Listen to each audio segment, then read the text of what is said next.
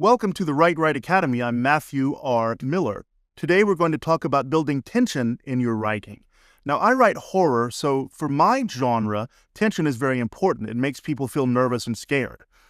But it's important in every genre to have some tension, and let me explain why.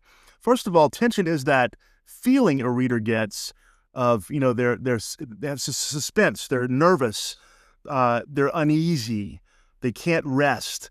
And the thing about tension is that you want your readers to experience emotions while they're reading your work. That's what makes writing good and interesting.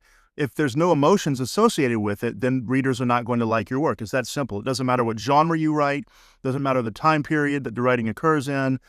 If it's not emotionally interesting, readers won't like it. We as human beings are logical but also emotional. It's part of who we are. And things that are only logical might be fine for a college class or, symbolic logic 101, but if you're reading literature, you need to have emotional involvement. Tension is one of the ways to do this. Now, tension is important because it draws the reader into your world. And there are several ways to create tension in your writing. And let's talk about a few of these. The first thing that is going to create tension is conflict. This is the basis of all literature, is conflict. Your characters, whether it's your main character, your protagonist, your antagonist, supporting characters, whatever, they need to have conflict, okay? I've heard it said this way before: if your character's standing at the edge of a swimming pool, walk up and push them in. In other words, give your characters trouble, give them conflict, have them face obstacles and problems, unexpected pitfalls, have them, have arguments and disagreements with other characters, that kind of thing. Have people be against them, have things happen that they just, that screw their day over. Conflict creates tension, and conflict is the basis of all good writing. To have tension, you need to have characters that are believable with backstories. And so the more a reader knows about your character's backstory, the more they're going to be emotionally involved when that character faces tension. For example, if the reader knows that your character has, let's say, a phobia of, sharks, and your character happens to be swimming in the ocean, the reader's already going to be feeling tension, even if you don't describe a shark, because they know that the character is scared, you see? So they need to know your character's backstory. Another way to create tension is foreshadowing. Foreshadowing is basically when you have little things you insert in the plot that point to something that's going to happen later, okay? So foreshadowing, if you do foreshadowing right, it plants these seeds in the reader's mind, and the reader's going to start thinking about that topic almost subconsciously, because foreshadowing should not be glaringly obvious. It should be subtle. And so you're building up this series of foreshadowing seeds, and the reader is going to start thinking about that topic. And so when they see that thing coming around the corner, they're going to be nervous about it coming. Your character's friends and enemies should have contradictory values and goals. This is not just, we talked about conflict, but you should actually make your characters different. If one character is very interested in social justice and not interested at all in money, but their best friend is really all about money and getting it any way they can, there's going to be a great conflict between those characters. It's going to have opposition. That's going to create tension. Pacing is a great way to build tension. Pacing has to do with how fast the things in your story happen. So, for example, longer sentences, more description is going to slow down the pace. Shorter sentences, less description, more action will speed up the pace. So when you watch a movie, okay, even in thrillers, even movies that are action movies, they're not 100% action the entire film, because that's emotionally exhausting. You want your reader to be invested emotionally, but not exhausting. So even action films are going to have times of slow pacing, and that's very important. Pacing, is something that you can alternate. So when you want to build the tension, increase the pace. Okay? It'll make the reader feel like something big is coming. Another way to create tension is to continuously raise the stakes for your character. If the character is trying to accomplish something, let's say they're off on a quest to find their true biological mother's identity, and they have to do this in order to, let's say, prove their right to inherit $10 million, okay? That's some tension, right? There's a lot riding on it. But you can continually raise the stake. So that's the first stake they have, right? They need to find the biological mother to inherit the money. But what if they then found out that their biological mother was a killer? You've raised the stakes more.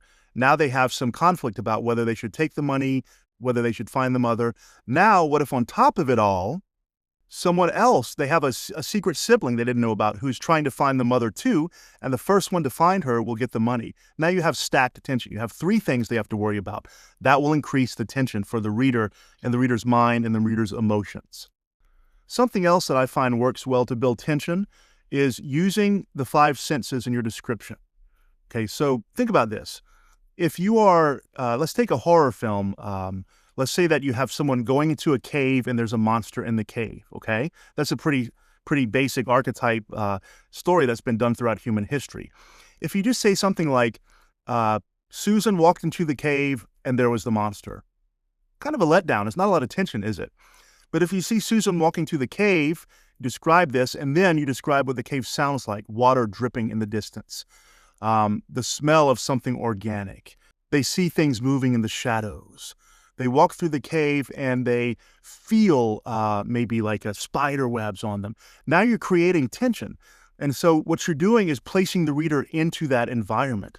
Using the five senses in your descriptions will place the reader in that scene, and that helps to create tension so that the reader feels like, wow, I'm now in this cave with the character, and now I don't want to find that monster because I'm scared. That's a great way to build tension. Another important way to build tension is subplots and subtension. What I mean is this. Every story needs a main plot, right? A main story, right? To put it simply. What happens in the story is basically the plot. But you shouldn't just have one plot. That's very one-dimensional. That's not how life works, is it? Even something as simple as you say tomorrow you have to wake up and go shopping all over town. Well, you know that things are going to come up. There's going to be traffic. You might need to stop and get fuel. You might get a phone call that interrupts it. Things are going to happen. And those are going to make it harder to reach your main goal. That's just the way life is. So create these subplots for your characters. Have other characters besides the main character have goals to accomplish and have that interfere with the main character's goals. Have the main goal of your main character not the only point of the book. Give them some romance. Give them a physical problem. Give them something else that they have to deal with as a subplot. Have them deal with their past while they're having to deal with the present. These are subplots, and they make the writing richer, more interesting, and more immersive for your reader. Another way to do this is what we call the ticking time bomb, or the ticking clock. Have your character give your character a deadline to accomplish something, and as the book goes on and that deadline draws closer and they have not accomplished it, well, then the reader will feel a lot of tension. Think about the story of Cinderella. The story of Cinderella, by the way, appears in many different cultures throughout the world, which I find interesting. It's kind of this archetypal fairy tale. And in Cinderella, we all know as soon as that clock hits midnight, what happens? She goes back to her regular plain self. The carriage becomes a pumpkin, at least our Western version. And, so she's having this wonderful dance with the prince falling in love. But if she waits until midnight, everything goes back and the prince will see that she's really just a lowly, servant girl. And so the reader, is going to see that midnight's approaching, and then when Cinderella hears the bell start to ring midnight, you're thinking, oh my God, what's she going to do? And she runs out of the palace and drops her shoe. That creates tension. So have some kind of a deadline approaching that the character has to meet, with consequences if they don't meet it. And that is going to also, in the reader's mind, immerse them and create tension.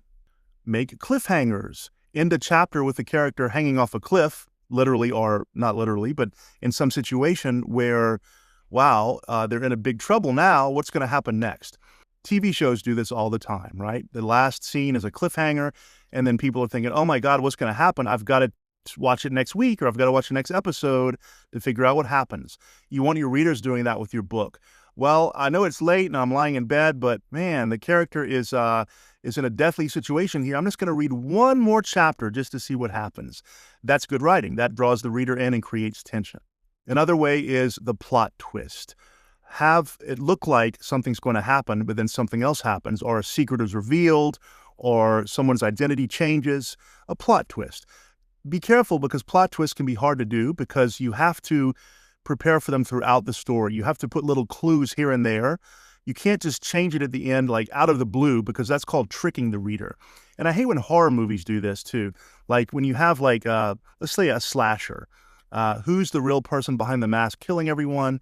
And at the end, they're revealed, and it's no one you would have expected, but there was no really point, no reason that person should have been the killer, not building up to it. You feel like you've been tricked, right? Or the classic trick is having the character wake up and say, it was all a dream. That's tricking the reader. If you're going to put a plot twist in, it's kind of like foreshadowing, build up to it. Plant little hints and seeds and clues throughout the story without being too obvious. So those are just some ways to build tension in your story. Tension is very important. It's not, it's like all the elements of literature. The purpose is to draw your reader in, to make them immersed in your world, and to hopefully have them spend more time reading your work and to be emotionally involved, and then to miss it when they're finished. I hope that helps. And please do check out my Patreon link in this YouTube channel's main page description. Please like and subscribe. I'd appreciate it. And I'm Matthew R. Miller. You're watching the Write Right Academy.